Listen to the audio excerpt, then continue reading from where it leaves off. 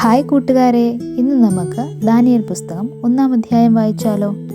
1-ാം അധ്യായത്തിൽ ഇസ്രായേൽ മക്കളിൽ ജ്ഞാനത്തിലും അറിവിലും ബുദ്ധിമാന്മാരും സമർത്ഥരുമായി ബാബേൽ രാജാവ് തിരഞ്ഞെടുത്ത 4 ബാലന്മാരെ പറ്റിയാണ് പറയുന്നത്. ആരൊക്കെയാണ് അവരെന്ന് നമുക്ക് നോക്കാം. ദാനിയേൽ, ഹനന്യാവ്, മീശായേൽ, അസരിയാവ്. ഇവർ ദൈവഭയമുള്ളവരായിരുന്നു. അതുകൊണ്ട് തന്നെ രാജാവ് കൽപ്പിച്ച രാജഭോജനം ഇവർ കഴിക്കാതെ വെറും വെള്ളവും പരിപ്പും മാത്രം കഴിച്ചു. എന്നാൽ രാജഭോജനം കഴിക്കുന്ന ബാലന്മാരിലും അഴകും മാംസപുഷ്ടിയും ദൈവം ഇവർക്ക് കൊടുത്തു.